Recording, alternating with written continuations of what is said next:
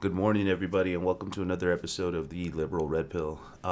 So yesterday, in place of what should have been the Democratic and Republican debates or presidential debates, due to the whole situation, they decided to have two separate but virtual town halls. I watched both, and same thing as usual, same thing as you expect. Joe Biden given a bunch of softball questions by a bunch of people who are supposedly independent slash whatever the case is, and then of course Donald Trump had to do his thing with the moderator. I think her name was Samantha Guthrie. Is that her name? I believe it was, or I think her name for sure was Miss Guthrie or Mrs. whatever. But as normal, had to battle her the whole night instead of actually being able to answer. She cut into him so many times. But in this clip, I wanted to show you guys something in regards to what Joe Biden said and how slippery tongued and, I really, really am starting to have a lot of disdain for the way the Democrats are taking this situation. I mean, seriously, they just seem like children who just have been spanked so many times that they just don't like it anymore and they refuse to play by the rules and even learn the lesson in general. So it's really upsetting to see this kind of behavior. Like this guy, the way Nancy Pelosi, I mean, they're really starting to show their unhinginess by the way they respond, whether it be Nancy Pelosi a couple of days ago when she was responding to Wolf Blitzer, when he was pressing her, surprisingly. And then, of course, this guy who snapped a couple of days ago where they're saying we voters don't have the right to know. So continuing along with the Supreme Court, and with my last video, I'm going to be doing some other videos. This guy was kind of breaking into the whole Supreme Court nominee when I think the moderator, George Stephanopoulos, decided to press Biden a little bit more. Let's see what he says. I don't think it's appropriate. I think the Constitution implies. There's no provision in the Constitution. My problem is I made a mistake of teaching constitutional law for 21 years and the separation of powers. The Constitution implies that the way the people have a right to determine who's going to be on the court is how they vote for their senators and their president. We seek the advice and consent of the Senate and the president's president for all 4 years, isn't he? No, he is. But once an election begins, by implication, it is inconsistent with the constitutional principles, in my view. You get disagreement among scholars on this. But I believe it's inconsistent when millions of people already voted to put someone on the court. I think it should have been held until this election is over, see what the makeup of the Senate is going to be. If the president wins this election, he should be able to. But how about that question of expanding the court? Here's what you said exactly 1 year ago tonight at a Democratic debate.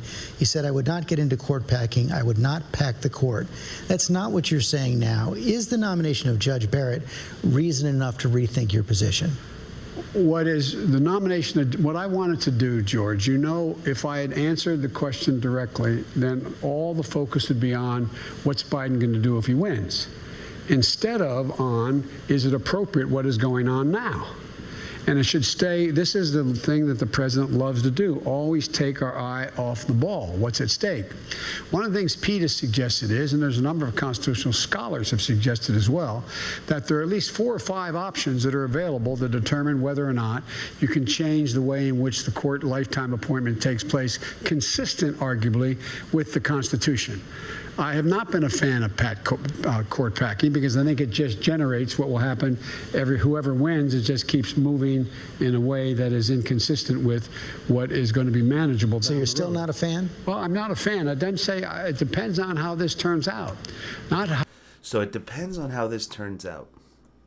I mean, that's not the end of the clip. He continues going with, but he ends off with, it depends on how they do this. So this guy is saying, basically, to me, and what everybody, I think would be hearing is, it depends on whether or not they confirm her. If they confirm her, I'm going to pack the courts. If they don't confirm her, then I'm not going to pack the courts. So this guy sounds like man, I am starting to really dislike the Democratic Party and its people. He is getting so defensive over every little thing. Oh, Trump does this, Trump does that. he's under a lot of pressure right now, and you could tell he's under a lot of pressure. Those Hunter Biden emails are really getting to him because he's had a snappy attitude, and he just, and that's another thing that we got to cover. It's funny how there's been this whole media censorship and social media censorship over the fact that Hunter Biden is probably, doing these illicit activities and then referencing his stepdaddy, who is a vice president. I mean, it is absolutely terrible that 2 cycles in a row, the Democratic nominee has had absolutely no morality, no positive influence, with me at least. Joe Biden, I used to think of Joe Biden just kind of as Obama's vice president. This guy never had any sort of real, thought in my head when it came to how I was doing my life. Obama was just always in the news. They were always fawning all over him. But for the most part, Biden was just kind of does what every other vice president does, just stays in the background. I do not know. And one of the things that I hate Obama for is that he doesn't step in. That's why people who think that Obama's so great, I mean, he's just letting all this pass by and thinking we're idiots while he's signing Netflix deals and doing all sorts of stuff. We really need to fix the situation. The fact that Joe Biden is the presidential candidate and so many people are going to vote for this guy, I don't care what you say, it's just absolutely ridiculous. These people are intentionally voting for the downfall. I mean, say what you want about Trump supporters, at least they believe in America. I can say this, every person that I know that's really hardcore into, they love America, that I know is a Trump supporter. Every person who's kind of like on the borderline socialist and a little not somebody I would necessarily trust in a post in an American type of, I don't know, somebody I wouldn't necessarily trust, all happen to be Joe Biden voters. So I take a look at what it is. Down the road here, there is a long food line.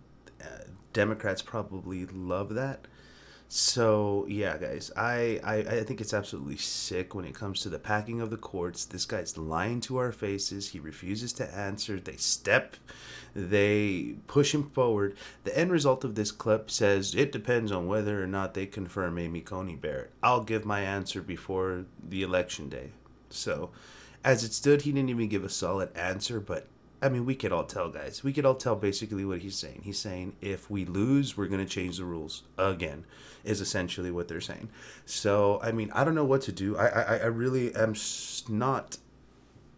I just hate that the Democrats are in control of the House and that they have what would, that kind of power. It really bothers me. I really hope we come with a red wave and we have the House, we have the Senate, and we have the presidency. But guys, we just got to be very careful. Get out there and vote. Get out there and vote for the presidential nominee, because these Democrats they're not the limit of money that they were going to spend the last election cycle. They have no limit now. I don't know how much money they're spending, but it's definitely a lot.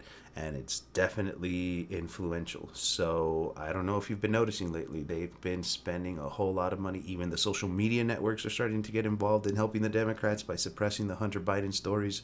So the amount of fight we have is immeasurable. I mean, it is absolutely ridiculous. As a normal American, I see the sheer amount of odds that Donald Trump is against. I mean, it's just pretty much all the corporations, pretty much all the, it's really stressful at times to see how much he is really, how much he's really against, and how much opposition and money he really has to fight, along with all the other idiots that are following underneath, all the other,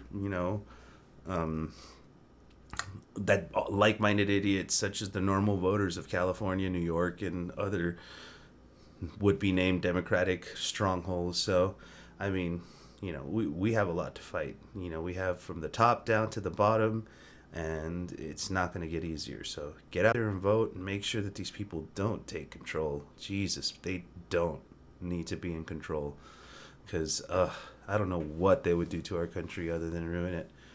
Well, that's it for this episode, guys, of the Liberal Red Pill. Just make sure that you smash the like and share button. I know that I've been getting some shares every now and then, but I would like to continue doing what I'm doing and be able to bring more videos. I feel like I've gotten more comfortable. So, again, I appreciate you listening to those who have been listening. And shoot me a message, comment whatever you'd like. If you feel you want me to cover anything in specific or my ideas or whatever, just engage with me, and I'd be happy to engage back. Until the next one, guys, be safe wherever you are, wherever you go.